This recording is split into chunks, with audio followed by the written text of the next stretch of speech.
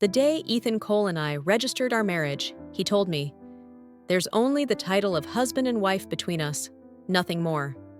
As long as you behave and fulfill your role as Mrs. Cole, I can give you anything you want, except for myself." I listened. For 3 whole years, I was Mrs. Cole.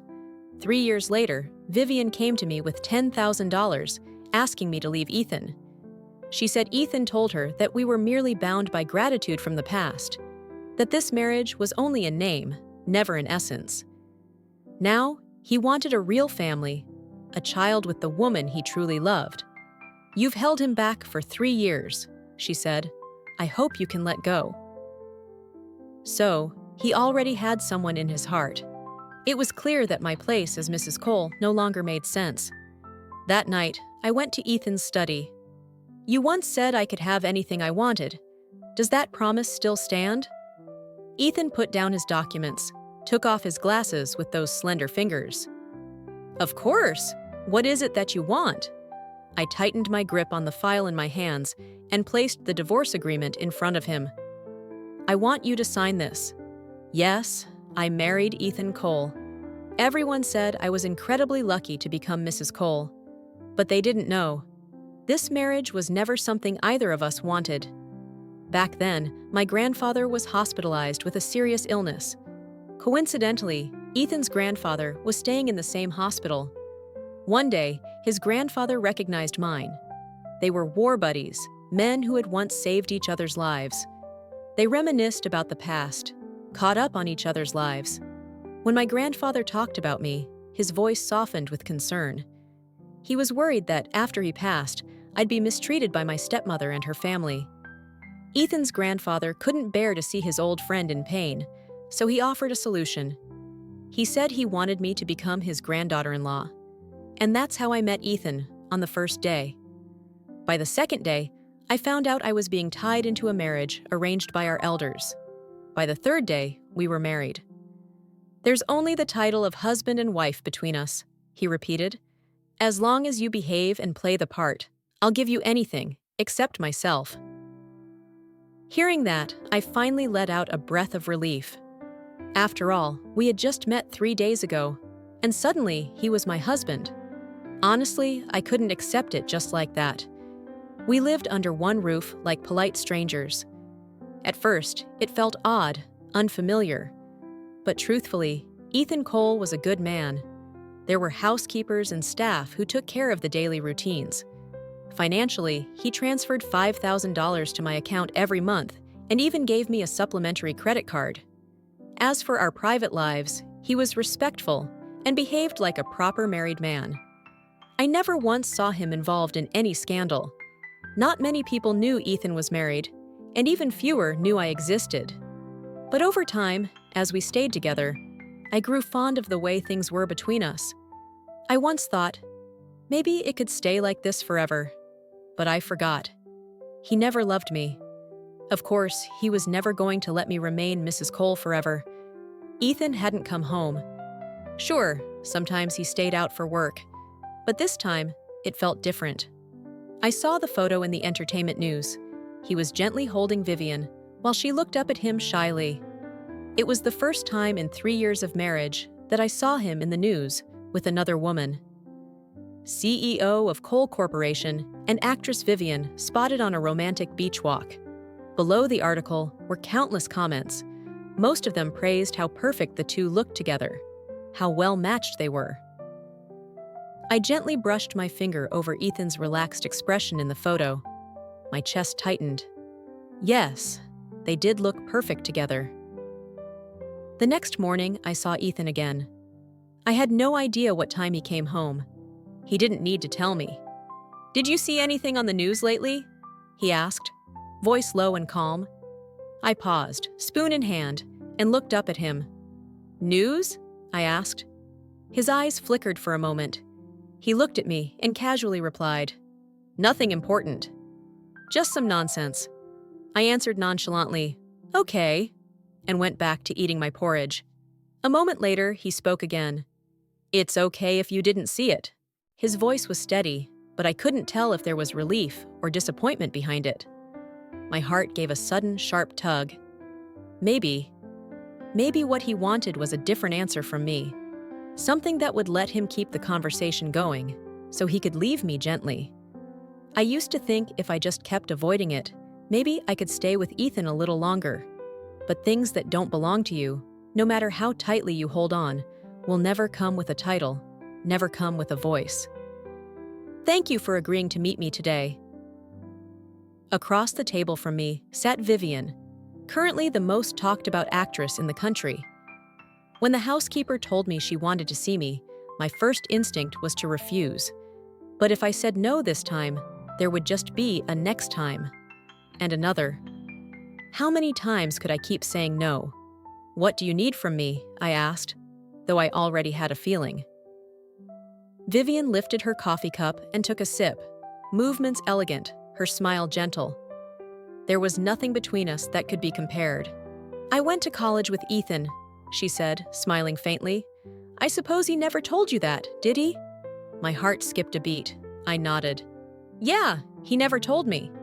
But then I added, though Ethan did mention you before. Her tone shifted. You're the one his grandfather forced him to marry 3 years ago, right? Forced? So that's how Ethan described it to her? It wasn't wrong, technically, but my chest still ached with a quiet, dull pain.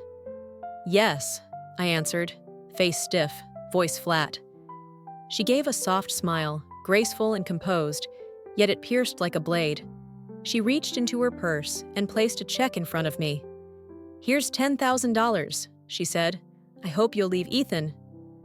Her smile was calm and confident. Too calm, too confident. But behind it was something I couldn't name. Did he ask you to come? I asked. Vivian shook her head, voice as smooth as flowing water. Ethan said the two of you are merely bound by a debt from the past, that this marriage was never real. Now he wants a real family. He wants a child, with someone he truly loves. You've held him back for 3 years. I hope you can let him go. I didn't take her money. After all those years of being Mrs. Cole, if I accepted money from her now, there would be nothing left of my dignity. My grandfather passed away a year ago. At the time, I thought Ethan would immediately ask for a divorce. But he didn't. He arranged the entire funeral. Neither my stepmother nor I showed up. She hadn't been seen since the day we found out about my grandfather's surgery bill. Once she learned the costs would be high, she vanished completely. The only reason I agreed to marry Ethan in the first place was because his grandfather promised to help pay for my grandfather's operation. During that time, Ethan stayed with me for 2 weeks. He didn't say much, just quietly waited for me to cry, then left only after I fell asleep. When I refused to eat, he bought sweet osmanthus cakes, the kind my grandfather used to buy for me. When the loneliness became unbearable, he gave me a puppy to keep me company. I had already fallen in love with him, but the person he loved wasn't me, and someone as good as him. How could I be selfish enough to keep him from happiness? That night, I went to his study. Sitting behind his desk, Ethan looked more distant than usual. I walked slowly across the room to face him, took a deep breath, and spoke. You once said I could have anything I wanted. Does that promise still stand? Ethan set his papers aside, took off his glasses with those familiar long fingers. His eyes flickered slightly, lips lifting into a faint smile. Of course. What do you want? It was as if he'd been waiting for this moment all along. So, he'd wanted a divorce for a while now. I tightened my grip on the folder in my hands and placed the divorce agreement on his desk. I want you to sign this. But it felt like something was crushing my chest. I could hardly breathe. My eyes burned, and just before the tears could fall, I finished what I needed to say. I've already signed, I said. When you're done signing, let's go finalize the paperwork tomorrow. With that, I turned and walked out of the study. The moment I turned my back, the tears came, like rain, completely uncontrollable. Back in my room, I curled up under the blankets and sobbed until I couldn't breathe. It was only the second time in my life I'd cried this hard. So this is what love feels like? It hurt, so much my eyes turned red, so much my whole body felt limp, like it didn't even belong to me anymore. I didn't sleep a wink. The next morning, my eyes were swollen with misty fatigue. I stared at my reflection in the mirror and sniffled, telling myself, "Do not let Ethan Cole know you cried." Layer by layer, I applied makeup until there was no trace of tears left. Only then did I slowly step out of the room. I thought I'd see Ethan at the dining table. To my surprise, he hadn't come down. I waited for a while before the nanny spoke up. "Ma'am, Mr. Cole left early this morning." I looked up, surprised. "He left?" "Yes." After confirming it, a flood of questions surged in my heart. Didn't he want a divorce? Why leave so early in the morning then? Was something urgent happening at the company? Then, when would he be free to go through the divorce with me?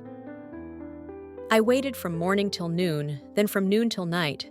The next morning, the butler told me Ethan hadn't come home at all. I couldn't wait any longer. I called him, once, twice, 3 times, 4 times. Still no answer. Just as I was about to dial the 5th time, his phone powered off. At that moment, in an office downtown, Ethan Cole sat with dark circles under his eyes, like a panda, disheveled and dazed. He had just tossed his phone into the trash and was rubbing his temples. Seeing his usually composed best friend, now curled up like a rejected kid crying in a corner, Jackson Dean couldn't take it anymore. "Ha ha ah. So even the great Mr. Cole has a day like this?" he said, half joking. "Guess it's true what they say. Everyone meets their match eventually. And Tessa? She's definitely your karma."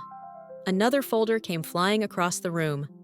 Ethan's voice rang out cold and sharp. "You were the one who said I should test whether she had feelings for me. That's the only reason I agreed to visit Vivian." "She must have seen the news. That's why she wants a divorce." Jackson panicked. "I was trying to help you figure out how Tessa really feels about you. You said you missed her. I only came up with this idea because of that." "Now she wants to divorce you. Doesn't that mean she doesn't love you? You couldn't win her over, and now you're blaming me?" Ethan narrowed his eyes, the chill in his gaze enough to cut steel. Jackson broke into a cold sweat and was about to bolt until Ethan spoke again, voice low and threatening. "If Tessa actually divorces me, I'll have Trent send your full photo album and contact list of all your exes to your girlfriend, Lucy." That one sentence shattered Jackson completely. "Ethan, man, I'm sorry, okay? I was wrong." Before he could even drop to his knees and formally beg for forgiveness, Assistant Trent burst into the room like he'd seen a ghost. "Mr. Cole, your wife. She's here." That one sentence nearly made Ethan Cole fall to his knees. Jackson Dean practically screamed, "No way! Tessa's moving that fast? There's supposed to be a 1-month cooling period for divorces. Why can't she wait even a day?" In 3 years of marriage, I could count on one hand the number of times I'd set foot in Ethan's company building. Only his assistant, Trent, knew me. So the first thing I did when I arrived was call him, asking if he could come down to escort me up. I waited 10 minutes, still no sign of him. Just as I was about to call again, someone completely unexpected appeared. "Tessa, you came to see Ethan." Jackson Dean beamed as he walked over, a red bump swelling on his forehead, like he'd run into a wall. I nodded with a polite smile. "Yeah, could you take me up?" Sure, he said, then made a dramatic sigh. "Only thing is, Ethan's not here. He's on a flight to Oregon for business." I paused. So it was something urgent with work. "Do you still want to go up?" he asked, motioning toward the elevator behind him. "You could always wait for him at home. He'll be back sooner or later." So I left. Jackson, now smug and satisfied, walked back into Ethan's office. "I convinced her to go home for now. You better not say anything stupid in front of her later, or you're dead, got it?" Ethan stood by the floor-to-ceiling window, staring down at the street below, looking like a man waiting for his wife in silent despair. "Just look at yourself," Jackson said. "Tessa's been your wife for 3 years. Legally, she's yours, protected by law and all. You didn't love her at first. Fine. But you caught feelings later and even had the home field advantage. You're rich, good-looking, smart, capable. You've got everything. Why wouldn't she fall for you? You should take a long, hard look at yourself. Once Jackson started, he couldn't stop. His rant just kept going. But the moment Ethan turned around, face dark as a thundercloud, Jackson gulped nervously and choked mid-sentence. Okay. He started to backpedal, but Ethan cut him off coldly. Then tell me, what should I do? Even after being scolded like a child, Ethan didn't argue back once.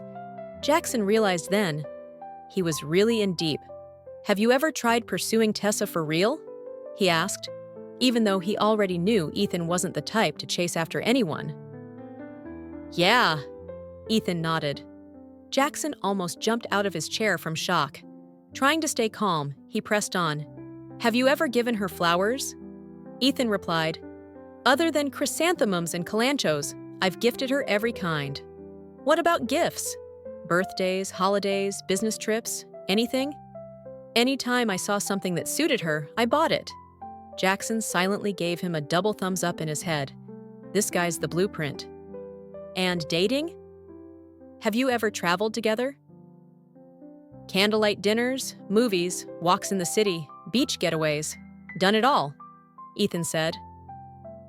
We even traveled together. Last year we visited her hometown and stayed for a week, Ethan added, his voice tinged with subtle regret. After hearing everything, Jackson Dean started to genuinely feel sorry for him. He's done all that, and she still hasn't fallen for him? Maybe it's just not meant to be. But he couldn't bring himself to say it out loud. Ethan, Jackson said gently, maybe Tessa doesn't even know you like her. Why don't you just tell her you love her, that you don't want a divorce? It was the only way left to salvage this. Ethan's brow finally relaxed a little, a flicker of hope flashing through his eyes. Would that really work? Just as that sliver of light broke through, a new message arrived, and his entire mood sank again like a deflated balloon. Jackson panicked and ran home to hide his girlfriend Lucy, fearing that if he didn't act fast, his relationship would also fall apart. Meanwhile, I stared silently at the message I had just sent. Ethan Cole, when are you coming back? Let me know. I'll wait for you to file the divorce papers. Ethan didn't dare go home. He didn't even dare pick up my calls. He was terrified that the first thing I'd ask would be, when are we getting the divorce? After 2 weeks of avoiding me, he finally heard that I had moved out and taken our dog, Gray, with me. That was the breaking point. He couldn't hide anymore. Tessa, congrats on moving and starting your new job. Dinner's on me tonight. My best friend from college, Hannah, clung to my arm, grinning from ear to ear. Come on! Tonight we're eating and drinking like crazy. No going home until we're full and tipsy. She dragged me right out the door. Hannah had just started working after graduating last year. As for me, after my grandfather passed, Ethan's grandfather didn't allow me to work, wanting to protect me. Even without a job, my life was still comfortable. But now, after separating from Ethan Cole, having a job gave me purpose. It gave me somewhere to belong. We went to a spicy hot pot restaurant. Beer in hand, food on the table. It felt just like freshman year again. I didn't even know how much I had drunk. My head was spinning. Suddenly, I thought I saw Ethan Cole. Face pale and tight, eyes bloodshot, like he hadn't slept in days. Ethan Cole! I called his name once. And then, everything went black. When I opened my eyes, it was already the next morning. The moment I recognized the room, his room, my final memory from before I passed out, came rushing back. Ethan came back. I jumped out of bed and ran to the next room. But he wasn't there.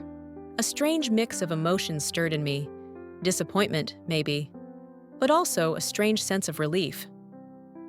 You're up? That familiar voice sounded behind me. I spun around, startled, and saw Ethan Cole standing there, holding a glass of water. After half a month apart, he looked noticeably worn down. Yeah, I avoided his eyes, unable to meet his gaze. "Here, have some honey lemon water. It's good for sobering up," he said, handing me the glass. "Thanks." I took it, then quickly added, I'm going to wash my face first." Without waiting for a response, I rushed back to the room. Once inside, my heart was pounding wildly. But when I remembered that this marriage, our 3-year-long hollow marriage, was about to officially end today, that racing heart suddenly quieted. I hadn't even finished processing the ache in my chest when my phone started ringing loudly. That's when I remembered. Today is my first day at work. I scrambled to wash my face, got dressed in a hurry, and bolted down the stairs, shouting as I went, "Uncle Leo, please take me to the Thinnan building." "What are you going to Thinnan for?"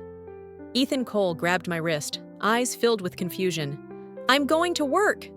I yanked my hand back. "I'm going to be late." Without saying a word, Ethan grabbed my wrist again and pulled me straight toward the garage. "I'll drive you," he said firmly as we walked. The unexpected closeness with him made me feel slightly flustered. I glanced at him from the corner of my eye. He had his lips pressed into a line, face serious. Long lashes, focused eyes fixed straight ahead. He looked flawless, almost unreal. I quickly looked away, clutched my hands tightly, and spoke softly. "About the divorce." Before I could finish, Ethan cut me off. "I haven't signed." I froze and looked up at him, stunned. Our eyes met for a brief, suspended moment. Then he turned away. "Are you dissatisfied with me?" he asked, voice low and unreadable. Dissatisfied? There was nothing to be dissatisfied about. He had treated me better than anyone else ever had. If I had to name just one reason, it would be that he didn't love me. "No?" I shook my head. "You've been really good to me. Then why do you want a divorce?" The car came to a sudden stop. He turned toward me, his dark eyes fixed on mine, as if trying to see straight into my heart. An overwhelming wave of sadness crept in. This marriage of ours, it might have been arranged by our families, but in truth, it felt more like the Cole family bought me. He refused to sign the papers. Did he think I wasn't even qualified to initiate the divorce? Beep, beep. The red light turned green, and the cars behind started honking impatiently. Ethan restarted the engine and said nothing more. The air in the car turned strangely heavy. Right before getting out, I told him quietly, "If the day ever comes when you truly want a divorce, just tell me." With that, I ran toward the entrance of the Thinnan building, never noticing the redness in Ethan Cole's eyes. "Do you really want to divorce me that badly?" "But what am I supposed to do, Tessa, if I can't grant you that wish?" The look on Ethan Cole's face at that moment, he honestly resembled a puppy abandoned by its owner. After a long pause, as if he had made up his mind, he called Jackson Dean. The moment the call connected, "What exactly did you do to get Lucy to fall for you?" Ethan asked flatly. The question snapped Jackson wide awake, clutching Lucy tighter in bed as he stammered, "Well, what?" "Ethan, man, what are you trying to do? Just love whoever you want. What does that have to do with my wife?" Of course, he didn't dare say that part out loud. "What, you planning to switch teams? Steal Tessa for yourself?" Ethan snorted coldly. "Well, Lucy's been wanting to top for a while now," Jackson joked half-heartedly. "If she does, I'll just help her out." "Don't. Ethan, listen, I know exactly how to make Tessa fall head over heels for you. For real. So hard she'll never want to leave. All you have to do is trust me." From that point on, Jackson poured every ounce of brainpower he had into helping Ethan win her heart, determined to succeed this time. The next morning, I woke up in Ethan's arms. I didn't know when I had fallen asleep again, nor how I had ended up back in his bed. Thankfully, he was still sleeping. I gently lifted his arm off me, slowly trying to sit up, only to find myself staring straight into a pair of glimmering eyes. "Tessa, good morning." His voice was soft and soothing, like a gentle autumn breeze. My gaze involuntarily trailed down the curve of his neck to his defined chest and toned abs. My throat went dry. Morning benefits, tea, toast, and shirtless Ethan at the breakfast table. After the borderline rated R events from last night, the air between us now felt awkwardly charged.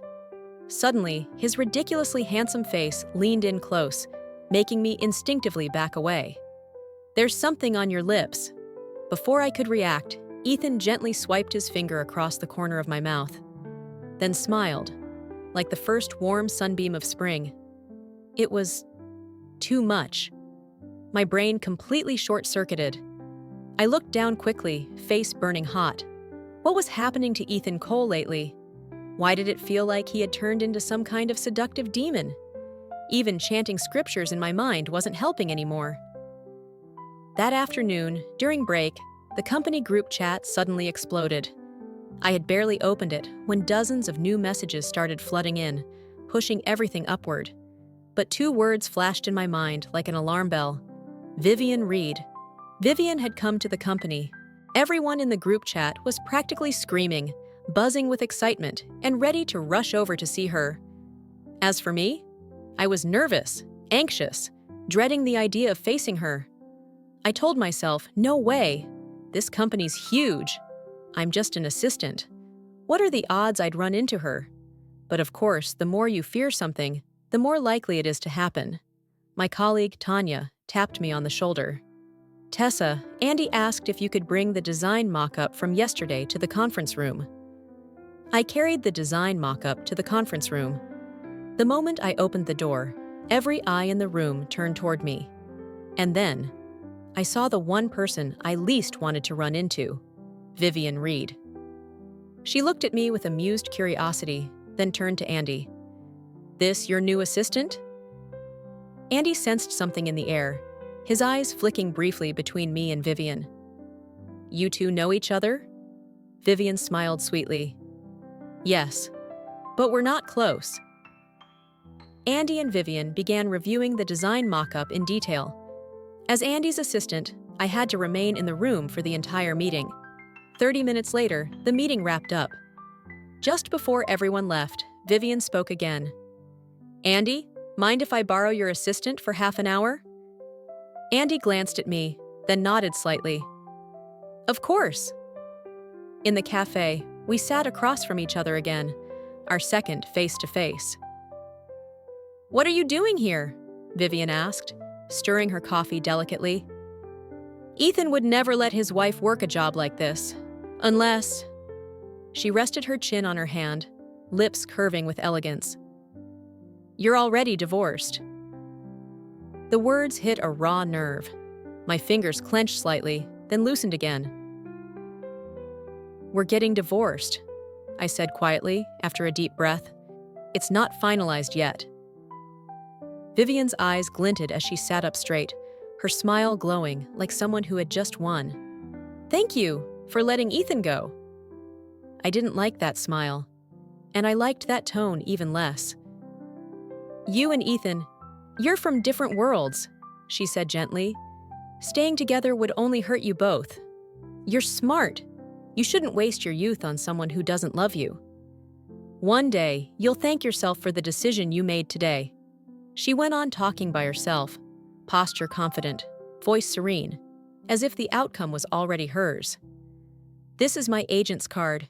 If you ever need anything, don't hesitate to reach out." She placed the business card on the table and walked away, her silhouette slowly disappearing from view. Vivian Reed's appearance shattered the quiet illusion I'd been living in for the past 2 weeks, dragging me back to reality with ruthless clarity. I could no longer make sense of Ethan Cole's behavior, but one thing was certain: I had to be ready for the divorce. The next morning, news about Vivian and Ethan was splashed across every media outlet. Actress Vivian Reed returns to D.C., spotted on secret date with Cole Corporation's CEO in parking garage. The comment section was on fire. "It's official! The actress and the CEO, straight out of a movie. She really knows how to make an entrance. Boom! Just marry them already. They're perfect. They deserve a happy ending." I couldn't help myself. I opened Vivian's personal page. A new post caught my eye instantly. My past and my future have always been about one person, you. She didn't even need to say his name. I already knew exactly who she meant. I shut off my phone. My heart felt like it was being gnawed by 1,000 ants, sharp, unbearable pain. I didn't want to go to work. I didn't want to see Ethan Cole. I just wanted a divorce. I just wanted to be free. From him, from this one-sided love that never had a chance to begin with. A knock on the door broke the silence. Then his voice came, low and warm. "Tessa, if you don't get up now, you'll be late." He knew how seriously I took this job.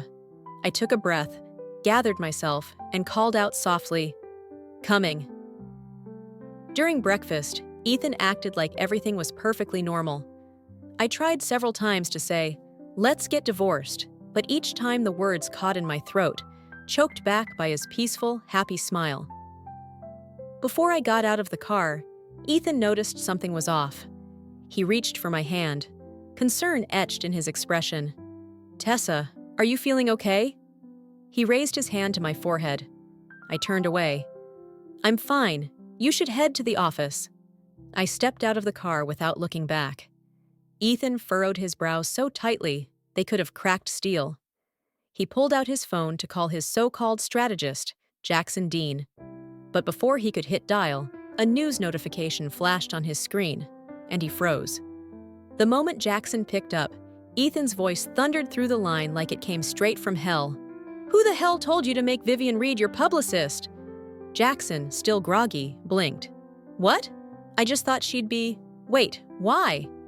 If you hadn't dragged her in, she wouldn't have ambushed me. The paparazzi wouldn't have caught it. Tessa's acting strange this morning. She definitely saw the news. Get rid of Vivian, now." Jackson wanted to cry from the injustice. Why does everything land on me? Come on, Ethan, Vivian doesn't even matter anymore.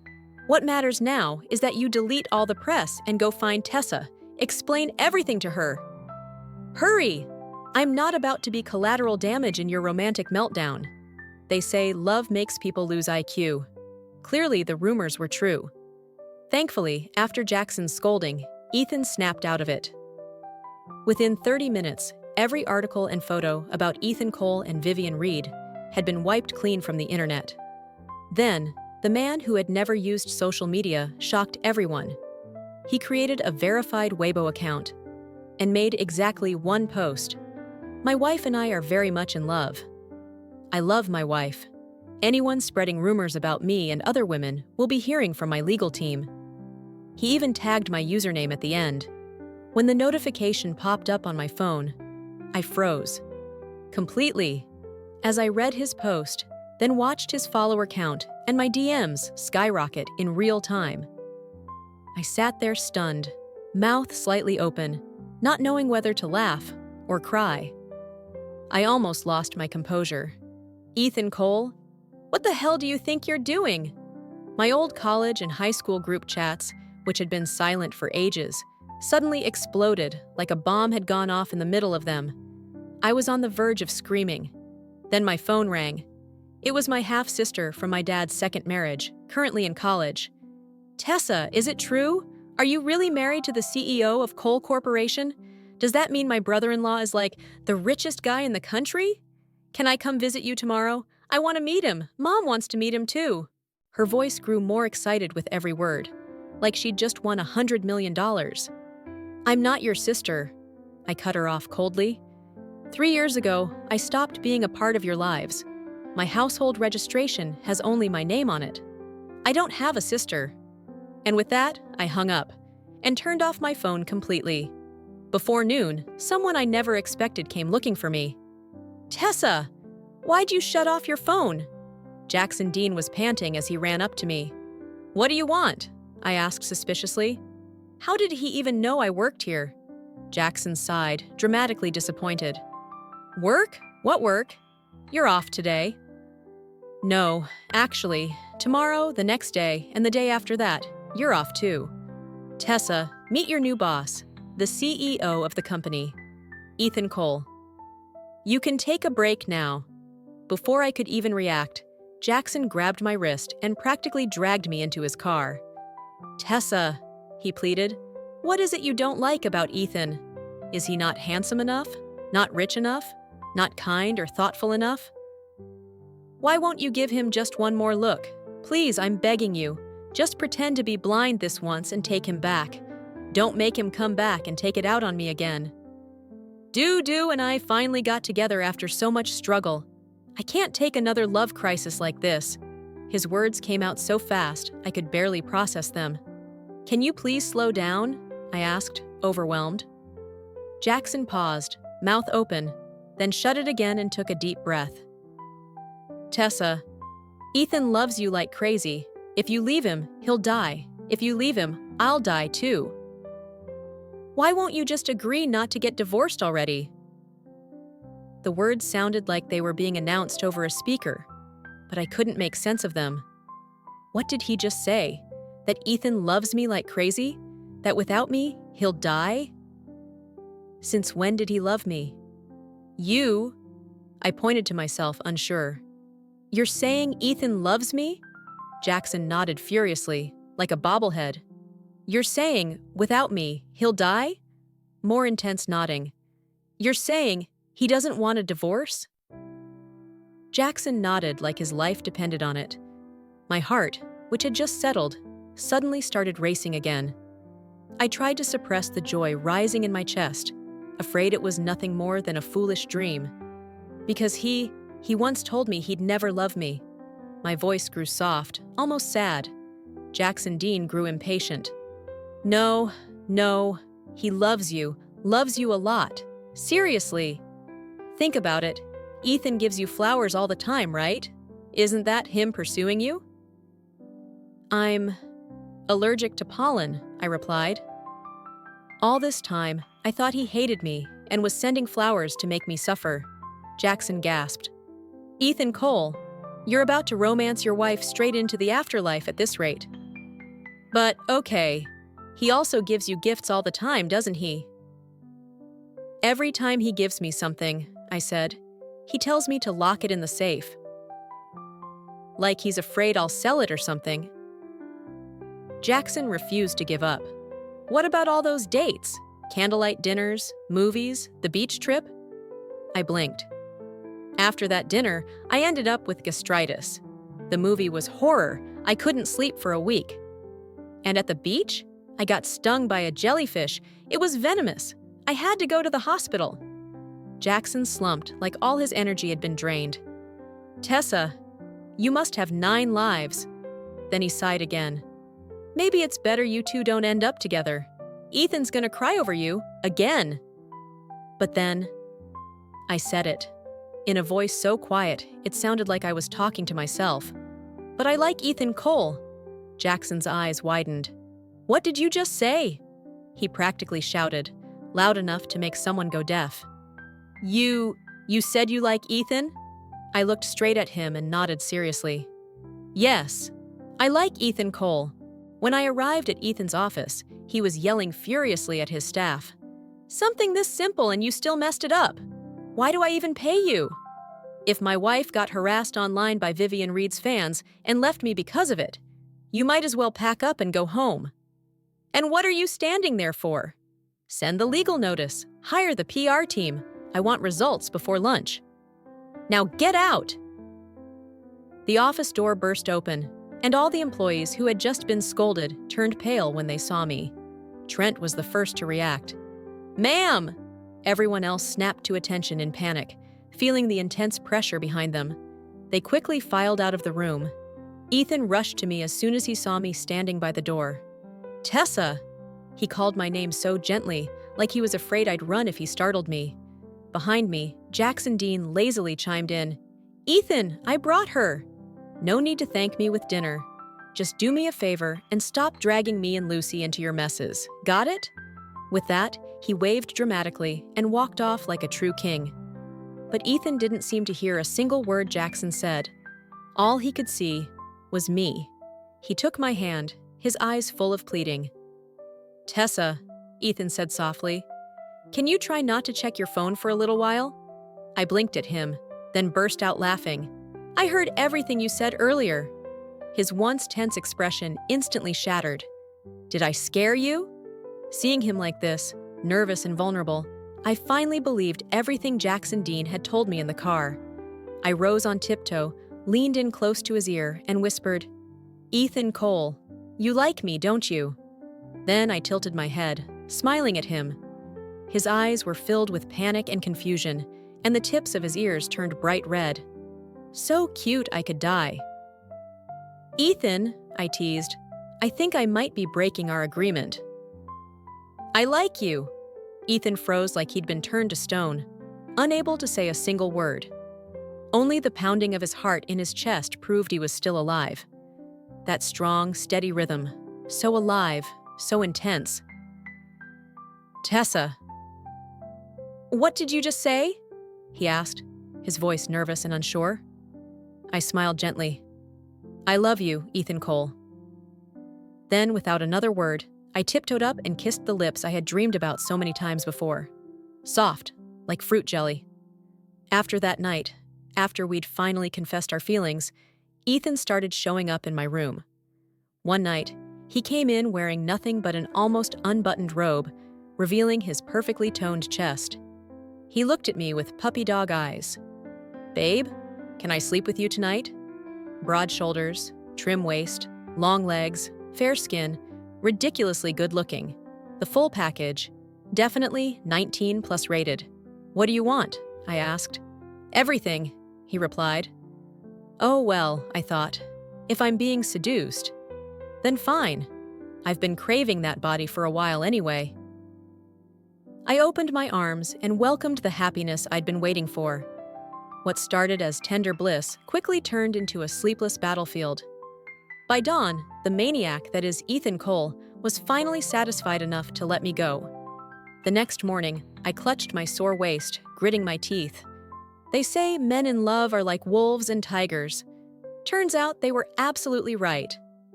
I shot him a teasing glare. "Ethan Cole, let's get divorced." He pushed me back onto the bed with a devilish grin.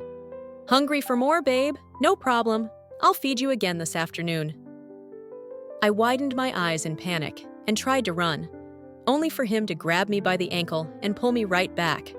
Welp, guess I'm not leaving this bed for the next 3 days and 3 nights.